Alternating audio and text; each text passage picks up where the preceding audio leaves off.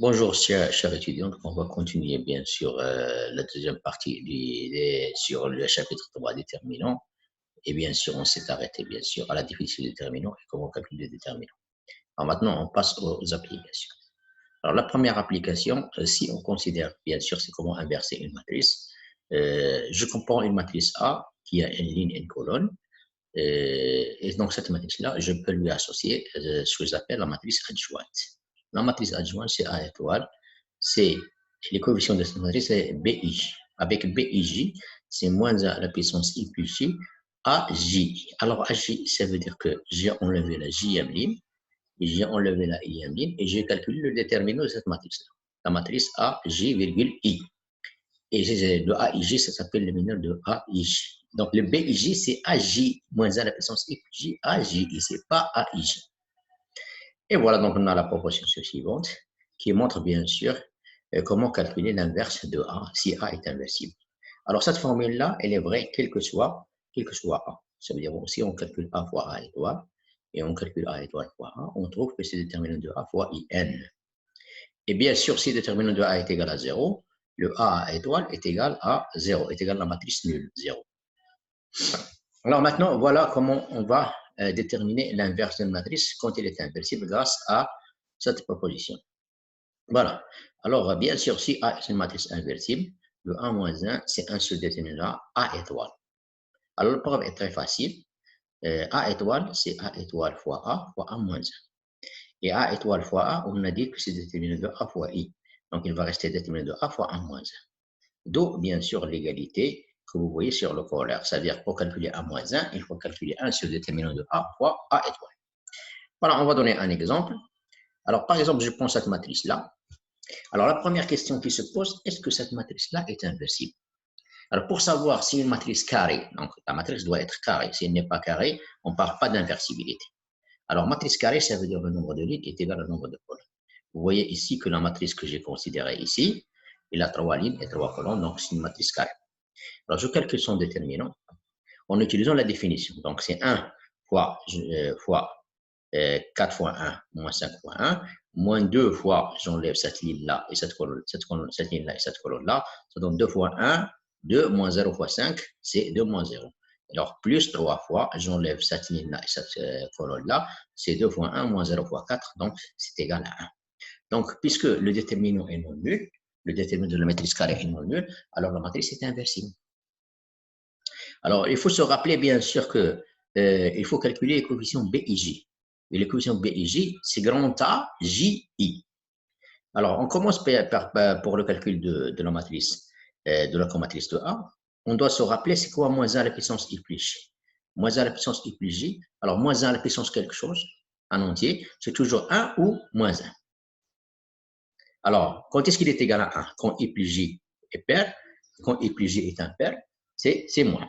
Voilà. Alors maintenant, je vais vous montrer comment on fait le calcul de la comatrice de A. Voilà, si vous avez la matrice de A, vous pouvez calculer la comatrice de A. Alors là, comment on calcule chaque coefficient? Alors si je veux calculer cette coefficient-là, je prends la matrice A, j'enlève la première ligne et la première colonne. Je suis dans sa position. Si je veux calculer celui-là, il est dans deuxième ligne, deuxième colonne, je dois enlever deuxième ligne, deuxième colonne. Alors c'est quoi le plus et le moins? Alors le premier terme, il est affecté de plus. Le deuxième, c'est le moins.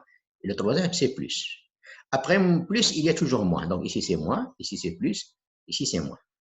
Ici, c'est plus. Ici, c'est moins. Ici, c'est plus. Donc c'est comme ça qu'on a une matrice de signes pour calculer la comatrice de A. Alors, si je veux calculer ce coefficient-là, je dois revenir à la matrice A et enlever la première ligne et la première colonne et calculer ce déterminant. Donc, 4 fois 1, moins 1 fois 5, c'est moins 1. J'ai dit ici, j'ai dit plus, je ne change pas le signe. Alors, ici, j'ai dit moins. Alors, je vais bien sûr enlever première ligne, deuxième colonne. Ça va donner 2 fois 1, moins 0 fois 5, c'est 2. Avec un signe moins, c'est moins 2. Alors, ici, j'ai dit plus, moins, plus. Alors, ici, le résultat, je ne vais pas le changer. Je ne vais pas changer le signe parce que j'ai dit plus. Alors, pour calculer ce terme-là, il faut enlever la ligne et la colonne correspondante. Il est dans la première ligne, troisième colonne. Donc, c'est 2 fois 1, moins 0 fois 4, c'est 2. 2 avec plus, ça reste 2. Et donc, si je veux calculer, par exemple, celui-là, le 1 qui est ici, je dois enlever troisième ligne, deuxième colonne. Donc, c'est 1 fois 5, c'est 5, moins 6, c'est moins 1. Alors, ici, c'était plus, ici, c'était moins. Alors, le moins 1 va devenir plus 1. D'accord? Alors, pour calculer ce terme-là, je dois enlever troisième ligne, troisième colonne, c'est 1 fois 4, c'est 4, moins 2 fois 2, c'est 4. 4 moins 4, c'est 0. Et je dois garder plus 0, c'est pas moins 0, parce qu'ici, c'est plus. Et de cette façon-là, on calcule la comatrice. Alors, pour calculer la comatrice, bien sûr, il faut prendre la transposée de la comatrice. Ça veut dire prendre la comatrice, et la première colonne de la comatrice A devient la première ligne de la transposée de comatrice B. La même chose. Donc, la première ligne va devenir première colonne, deuxième ligne va devenir deuxième colonne, troisième ligne va devenir troisième colonne. Ou le contraire. Première colonne va devenir la première ligne de la transposée de comatrice, et la deuxième colonne va devenir la deuxième ligne, et la troisième colonne va devenir la troisième ligne. Et de cette façon-là, on calcule l'inverse d'une matrice en utilisant ce qu'on appelle la comatrice.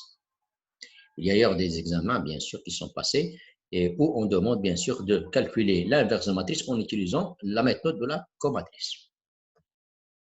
Alors maintenant, on va passer à la dernière partie de cette application-là, c'est ce qu'on appelle la méthode Diron. Ça veut dire que vous avez une famille de vecteurs, vous voulez chercher le rang de cette famille de vecteurs, ou le rang d'une matrice.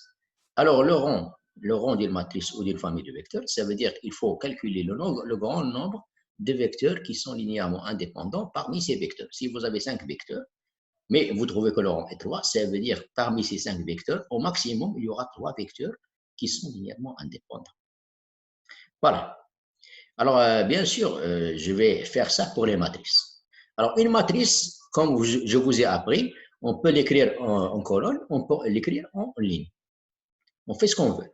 Alors, il y a la première règle générale, c'est que le rang d'une matrice, c'est le rang de ses vecteurs colonnes, c'est le rang de ses vecteurs lignes. Alors, la méthode, bien sûr, pour déterminer le rang, c'est ce qu'on appelle la méthode du pivot de Gauss, qui assure, bien sûr, le calcul du rang. Alors, la méthode de Gauss, bien sûr, c'est comme pour les déterminants, sauf ici, si on veut changer une ligne ou une colonne, cette ligne-là, on doit la multiplier par une constante non nulle, qui n'est pas un paramètre. C'est-à-dire soit on le multiplie par 2, par 3, par moins 1, par 5, par un nombre qu'on connaît bien. Mais si vous le multipliez par A avec un paramètre, alors il y aura deux cas. Le paramètre peut être égal à 0 ou différent de 0. Donc il ne faut pas utiliser les paramètres. Il faut éviter les paramètres au début et les garder à la fin. D'ailleurs, c'est la méthode qu'on va utiliser pour le calcul du rang. Alors, il y a ici une autre méthode importante. Quand vous changez de ligne ou vous changez de colonne, de place, ça veut dire la première colonne devient la cinquième colonne et la cinquième colonne devient la première, le rang ne va pas changer. Et la même chose pour les lignes. Voilà. Alors, qu'est-ce qu'on obtient quand on applique la méthode du rang? On obtient 4 matrices. 4 matrices. Il y a la matrice A1, A2, A3, A4. Alors, la matrice A1, en appliquant bien sûr correctement la méthode du rang, c'est une matrice de type RR. Ça veut dire avec R le rang qu'on va trouver. Et c'est une matrice triangulaire supérieure inversible. Alors, qu'est-ce que ça veut dire inversible? Une matrice triangulaire est inversible si seulement si les éléments sur la diagonale sont tous des nombres non nuls. Ce ne sont pas des paramètres, ça doit être des nombres. Alors, la matrice A2, elle est de type R, ça veut dire R ligne, M-R colonne. Elle est quelconque. La matrice A3, c'est une matrice nulle. Qu'est-ce que ça veut dire une matrice nulle? Ça veut dire que les éléments, les coefficients de la première ligne et de sa dernière ligne, ils sont tous nuls. D'accord? Et elle est de type N-R, R. Et la matrice A4 est de type N-R, M-R. Et elle est aussi nulle. Ça veut dire la matrice A4, on ne doit trouver que des zéros dans toutes les lignes. D'accord? Alors, donc, c'est de cette façon-là qu'on va essayer, bien sûr, de déterminer le rang d'une famille de vecteurs ou d'une matrice. Alors, avant de parler d'exemple, le rang d'une famille de vecteurs et le rang de la matrice qu'il constitue. Donc, si vous avez des vecteurs, avec ces vecteurs-là, ils ont des coordonnées. Alors, les coordonnées, vous allez l'écrire en ligne ou en colonne, ce que vous voulez. Et vous cherchez, bien sûr, le rang de la matrice qui a été écrite à partir de ces vecteurs-là. Voilà. Alors maintenant, on va passer aux exemples. Je considère 4 vecteurs que je vais écrire leur matrice. Alors, je considère les matrices U1, les vecteurs U1, U2, U3, U4, U5. Ils ont tous 4 coordonnées. Alors, je vais les écrire en colonne. Voilà. Alors, je vais chercher le rang de cette famille-là. Ça veut dire combien de vecteurs ils seront indépendants. Le nombre maximum de vecteurs qui sont indépendants. Alors, pour faire ça, alors, à cette matrice-là, elle sera équivalente à une autre matrice. Alors, comment je fais? Je prends les premiers coefficients de la première colonne, ils sont tous égaux à 1. Donc, je peux garder n'importe quelle ligne. Je vais garder la première ligne. Alors, pour enlever le 1 ici, ça c'est la ligne L2, je dois faire L2 moins L1 pour avoir 0. Je dois faire L3 moins L1 pour avoir 0, et je dois faire L4 moins L1 pour avoir 0. Donc, cette matrice-là, elle sera équivalente à cette matrice. Alors, voilà, j'ai fini avec la première colonne. Je vais oublier la première ligne. Je passe à la deuxième colonne en oubliant la première ligne. Donc, les coefficients sont 2, 2, 0. Il y a 2 qui sont nuls, 2 qui sont nuls et 0. Donc, je peux garder, bien sûr, la deuxième ligne. Alors, pour enlever le 2, c'est 2 moins 2. Donc, je dois faire cette ligne-là, moins cette ligne-là. Et donc, ceci va me donner le calcul suivant. Voilà. Et vous voyez, de cette façon-là, je vais déterminer le rang. Alors, maintenant, c'est fini pour la deuxième colonne. Je passe à la troisième colonne. La troisième colonne, mais j'enlève la première ligne et la deuxième ligne parce que, bien sûr, j'ai fixé la première ligne et j'ai fixé la deuxième ligne. Maintenant, je vais fixer la troisième. Alors, s'il y avait ici 0, je vais changer, bien sûr, ces deux lignes-là ou, bien sûr, chercher à inverser des colonnes. On verra des exemples. Alors, je vais garder la troisième ligne 2, 0, 1. Voilà. Alors, pour avoir moins 2 plus 2, 0, donc je dois faire cette ligne-là plus cette ligne-là.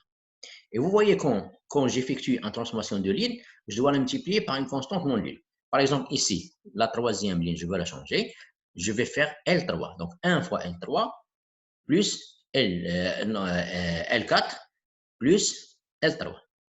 L4 plus L3. Donc, la ligne que je vais changer, je l'ai multipliée par 1. Et 1 est une constante non nulle. Et voilà, j'obtiens bien sûr mon résultat. Alors, où est A1, où est A2, où est A3 et où est A4? Le A1, c'est le voyez, c'est la matrice triangulaire supérieure, c'est celle-là. Donc, c'est cette matrice-là, c'est le A1. Il est de rang 4. Et ça, c'est A2. Et dans cet exemple-là, il n'y a pas de A3, il n'y a pas de A4. Donc, A3 et A4 ne sont pas nécessaires. Ce qui est nécessaire, c'est toujours A1. Mais les autres, parfois, ils existent, parfois, ils n'existent pas. Dans cet exemple-là, il y a A1, il y a A2, il n'y a pas de A3, il y a A4. Il y a d'autres exemples où il y a seulement A1 et A3. D'accord? Alors maintenant, on va passer à un exemple ou bien un paramètre. Voilà, donc le rang ici, c'est 4 parce que c'est la matrice triangulaire supérieure inversible. Pourquoi elle est inversible? Parce que les émotions radiales sont tous non nuls. 1, 2, 2, 2, ce sont des nombres qui sont piles. Il n'y a pas de paramètre. Alors, quand il y a un paramètre, comment on va faire? Alors maintenant, ici, dans cette matrice-là, il y a un paramètre. Puisqu'il y a un paramètre, il est sur la première ligne. Mais le deuxième coefficient, c'est 3 et le troisième coefficient, c'est 5. Alors, je vais bien sûr, puisque le rang ne dépend pas, si je change les lignes, je vais bien sûr celle-là la mettre en premier. Ça veut dire que la ligne 3, 0, 1, moins 4 va devenir la première ligne. Voilà. Alors, ça, c'est la première ligne. Alors, ça sera la deuxième ligne et ça sera la troisième parce qu'il contient le paramètre. Alors, pour enlever 5, qu'est-ce qu'il faut faire? Alors, cette ligne-là, je vais la multiplier par 3 et cette ligne-là, je vais la multiplier par 5 et faire la différence. Alors, la ligne que je vais changer ici, je l'ai multipliée par 3. Je l'ai multipliée par un nombre non nul. Donc, 3 fois 5 moins 5 fois 3, c'est 15 moins 15, c'est 0. 3 fois 4, c'est 12 moins 0 fois 5, c'est 12. Voilà, c'est ici. Alors, ici, c'est donc j'ai multiplié par 3. Donc, moins 3 moins 5, c'est moins 8. Ici, j'ai multiplié par 3, c'est 6. Moins 5 fois moins 4, c'est plus 20. 6 plus 20, c'est 26. Alors ici, qu'est-ce que je vais faire avec cette ligne-là qui contient un paramètre? Je vais changer cette ligne-là, mais elle est devenue la troisième ligne, hein, celle-là. Alors, puisqu'elle est devenue la troisième ligne, je vais la multiplier par 5. Donc, je l'ai multipliée par 5. 5, c'est un nombre non nul. Et celle-là, je peux la multiplier par un paramètre, ce n'est pas un problème. Je vais la multiplier par 1. Mais ce que je veux changer, c'est cette ligne-là. Et donc, si je veux changer une ligne, pour ne pas changer le rang, il faut la multiplier par une constante non nulle. Ça veut dire qu'il n'est pas un paramètre, 5. Donc, 5 fois 1 moins 5, A, c'est 0. Alors, ici, j'ai multiplié par 5, 10, moins, donc j'ai multiplié ici par, non, c'est 3, non, je me suis trompé. Donc, ici, je vais multiplier cette ligne-là par 3, et je vais multiplier cette ligne-là par 1, parce que j'ai gardé cette ligne-là comme première ligne. Je me suis trompé. Donc, ça sera 3A moins 3A, c'est 0. Ici, j'ai multiplié par A. A fois 0, c'est 0. Donc, 6, 3 fois 2, 6. 6 moins 0, c'est 0. Alors, ici, je multiplie par 3, c'est moins 3 plus moins A, parce que je multiplie par moins A ici. Alors, ici, ce sera 3B plus 4A. Voilà, cette ligne-là. Donc, j'ai multiplié ici par A, et j'ai multiplié ici par 3, et j'ai fait 3 moins cette ligne-là, 3 fois cette ligne-là, moins A fois cette ligne-là. Donc, il faut faire attention, hein. Je me trompe. Cette ligne-là, je l'ai multipliée par 3. Et cette ligne-là, je l'ai multipliée par 1.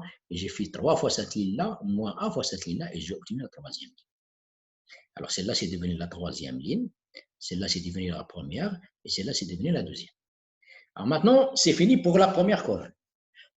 J'ai gardé la première ligne, c'est fini. Alors, soit je garde la deuxième ligne, soit je garde la troisième ligne dans la deuxième colonne. Je vais garder, bien sûr, moi, la deuxième. Alors, je vais garder 12. Alors, pour avoir ici 0, qu'est-ce qu'il faut faire? Il faut multiplier cette troisième-là par 2. Je l'ai multiplié par une constante non nulle.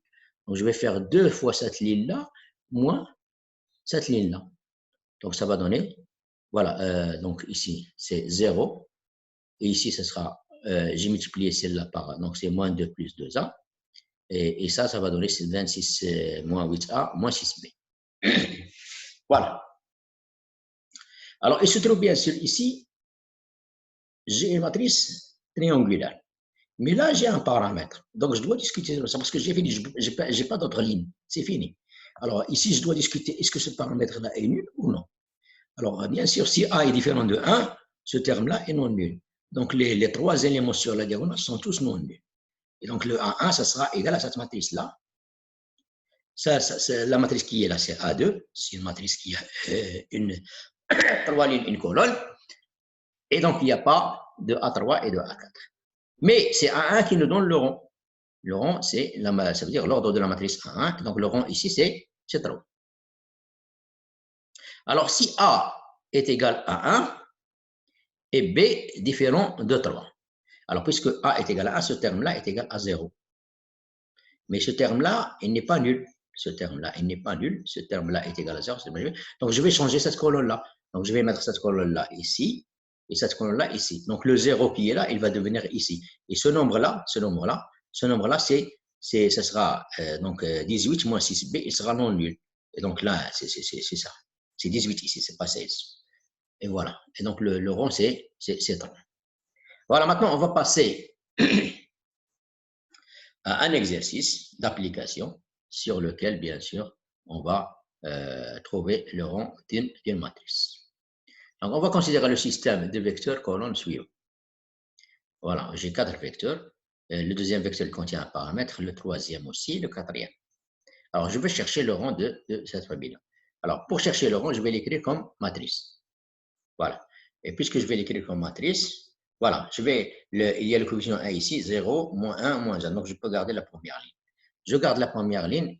Alors, ça, je cherche à écrire des zéros dans la première colonne. Alors, ici, il y a un 0, donc ce n'est pas la peine de parler de cette ligne-là. Je parle de la troisième ligne et la quatrième ligne.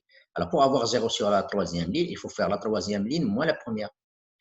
Et ici, pour avoir 0, c'est la quatrième ligne plus la première. Voilà ce que j'ai fait ici. D'accord? Eh bien, donc, en faisant ce travail-là, j'ai l'équivalence suivante. Voilà, donc je suis ici dans la deuxième ligne et vous voyez ici que dans la deuxième ligne, tous les coefficients ils sont des paramètres. J'ai fixé la première ligne. J'ai ici 0, moins 1, moins alpha, c'est un paramètre et alpha, c'est un paramètre. Alors, bien sûr, ce que je vais faire, je vais changer cette ligne-là avec cette ligne-là. Voilà ce que j'ai fait ici. Bien sûr, ce 2-là, il va venir ici. Il va venir ici. Donc, je vais changer aussi la colonne 2 et la colonne 4. Voilà. Je change la colonne 2 et la colonne 4. Ça devient comme ça. Et voilà. Donc, le coefficient qui est là est non nul. Ce n'est pas un paramètre. Donc, je peux bien sûr faire la transformation. Alors, ici, j'ai un 0. Donc, je vais chercher à remplacer alpha moins 1 par 0. Donc, je dois multiplier cette ligne-là par alpha moins 1 et cette ligne-là par 2 et faire la différence. Et voilà. Donc, je vais faire moins alpha moins 1 L2 plus 2 L3. Je suis en train de changer L3. Donc, je l'ai multiplié par une constante module. Un nombre que je connais, c'est 2. Et voilà le résultat que j'obtiens.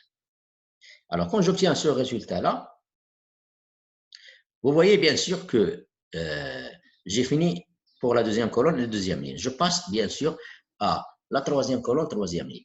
Mais là, il y a un problème. Ici, coefficient c'est un paramètre, c'est un paramètre, c'est un paramètre, c'est un paramètre. Alors, bien sûr, ici, c'est 0. Je vais profiter. Puisque c'est 0, je vais profiter. Je vais changer cette colonne-là avec cette colonne-là. Là, je vais changer la colonne C3 avec C4. Et bien sûr, j'obtiens, bien sûr, cette nouvelle matrice. D'accord? Alors, vous voyez ici, j'ai une matrice triangulaire supérieure. Alors, pour que le rang soit 4, il faut que tous les éléments sur la diagonale soient non nuls. D'accord? Alors ici, si le alpha est égal, différent de 0, et alpha carré plus 2 alpha moins 1 est différent de 0, le rang, ça sera 4. Alors, il y a un problème, c'est quand alpha égale à 0, ou alpha carré plus 2 alpha moins 1 est égal à 0, le rang sera 3. Voilà. Donc, si alpha est égal à 0, le rang est 3. Et donc, la matrice, en remplaçant alpha par 3, on obtient cette matrice-là. Et vous voyez bien sûr, ça c'est A1, ça c'est A2. Alors, ça c'est la matrice A3, et la matrice A4 c'est une matrice A1. Et vous voyez que la matrice A3 c'est toujours qu'il y a des 0 sur cette matrice-là, et la matrice A4 il n'y a que des 0 sur cette matrice-là. Alors, si alpha carré plus 2 alpha moins 1 est égal à 0, je vais remplacer bien sûr le alpha carré plus 2 alpha moins 1 par 0, j'obtiens cette matrice-là. Alors, qu'est-ce que je vais faire? Bien sûr, je vais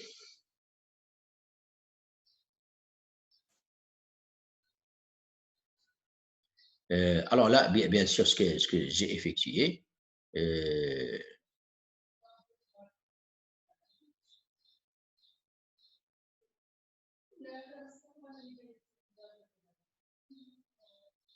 voilà, donc je vais changer ici cette ligne-là avec cette ligne-là.